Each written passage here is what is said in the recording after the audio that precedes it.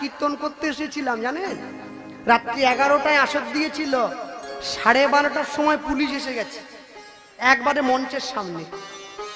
Sir এসে আমায় বলছে যারা শুনছে এগুলো না হলে নির্বোধ, যে কমিটি কীর্তন করাচ্ছে তার না হলে বিবেক নাই, আপনি যে গাইছেন আপনার বোধ নেই। তাহলে কেন 12:30টার সময় মাইক চলছে কেন?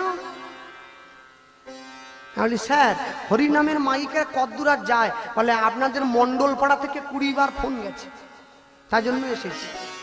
হিন্দু পাড়ার হরিনামের মাইক ফোন করছে মন্ডল পাড়ার লোক, বলে মাইক বন্ধ করো।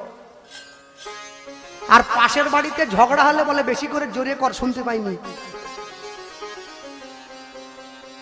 ঝগড়া শুনবে, হরিনাম শুনবেন। মানুষ ভালো থাকবে কি করে?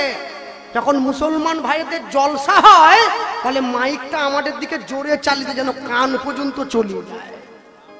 মনে রাখবেন, ধর্মের উন্নতি এমনি এমনি হয় না। আমি আজ পর্যন্ত কোনো মুসলমানকে দেখিনি যে মুসলমান ঈদের দিনে মসজিদের বাইরে ডিজে গান বাজিয়ে নাচছে। আমি আজ পর্যন্ত কোনো খ্রিস্টানকে দেখিনি যে খ্রিস্টান বাড়ির ছেলে হয়ে যীশু খ্রিস্টের জন্মদিনে মদ মাংস খেয়ে নাচে।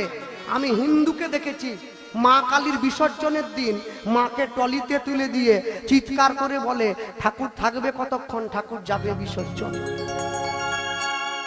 এ কেমন ছেলে মাকে বিদায় দিচ্ছে মদ খেয়ে? হ্যাঁ, কেন বলছি জানেন? মনে রাখবেন, হিন্দু বাড়িতে থেকে যারা হিন্দুদের বদনাম করে তাদেরকে নিয়ে আমার একটু ডাউট আছে, একটু সমস্যা আছে আর কি। মানে আমি ঠিক বুঝতে পারছি নি ওটা দলিলের ডিস্টার্ব না রেকর্ডের ডিস্টার্ব।